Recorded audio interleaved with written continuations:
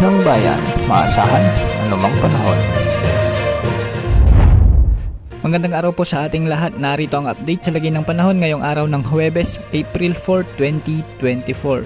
Ngayong araw nga ay patuloy na makakaapekto ang ridge ng high pressure area sa eastern sections ng northern at central Luzon. Ito ang magdadala ng tuyo at mainit na panahon sa mga nasabing lugar. Patuloy din nakakaapekto ang mainit na hangin mula sa dagat Pasipiko o ang easterlies sa natitirang bahagi ng ating bansa. Ito naman ang magdadala ng mas mainit o mas maalinsangang panahon sa western section ng Luzon, Southern Luzon, Visayas at Mindanao at magdadala rin ng maulap at minsay mahinang ulan sa ilang lugar. Para sa tayan ng panahon ngayong araw sa natitirang bahagi ng Luzon ay asahan ang maaraw, malinis na kalangitan at maaliwalas na panahon kaya mababa ang chance ng pagulan maliban na lamang sa mga isolated rains sa may Bicol region. Asahan naman ang maaliwalas na panahon ngayong araw sa malaking bahagi ng Metro Manila kasama na ang Calayan Islands at ang Palawan.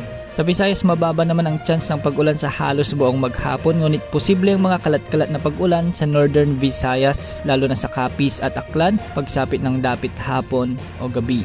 Mababa naman ang tsansa ng mga pag-ulan ngayon sa Mindanao maliban sa mga isolated rains sa may Soc-Sargen pagsapit ng hapon o gabi. Kahapon araw ng Martes ay pumalo ang pinakamataas na heat index sa 43 degrees Celsius sa may Dagupan City, Pangasinan, Numangas, Iloilo at Katarman, Northern Samar.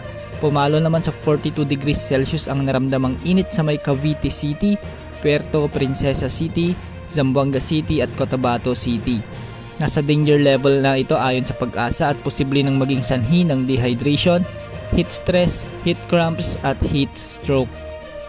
Ngayong araw posible namang pumalo muli sa 43 degrees Celsius ang pinakamataas na heat index sa may Katarman, Northern Samar at posible namang pumalo sa 42 degrees Celsius ulit sa may Dagupan City, Pangasinan, Sangley Point, Cavite, Puerto Princesa City, Pili, Camarines Sur, Dumangas, Iloilo at Zamboanga City. Dahil sa mainit na panahon, maraming paaralan ang nagsuspinde ng klase ngayong araw sa iba't ibang bahagi ng ating bansa dahil sa epekto ng mataas na heat index na posibleng magdulot ng mga sakit sa mga estudyante. Posibleng magpapatuloy pa ang pagtaas ng temperatura hanggang sa susunod na buwan ng Mayo.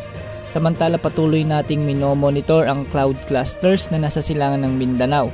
Ayon sa Pag-asa, wala naman itong chance na maging LPA pero posible itong maging shallow low pressure area o mahinang LPA habang papalapit sa southern portion ng Mindanao. Inaasahang magdadala ito ng mga mahihina o minsay malalakas na pag-ulan simula ngayong araw. Posibleng maapektuhan nito ang southern Mindanao simula mamayang hapon o gabi at posible na ring maapektuhan na nito ang buong Mindanao at southern Visayas sa mga susunod na araw. Yan po ang update sa lagay ng panahon. Ito po ang weather update ng bayan, maasahan anumang panahon.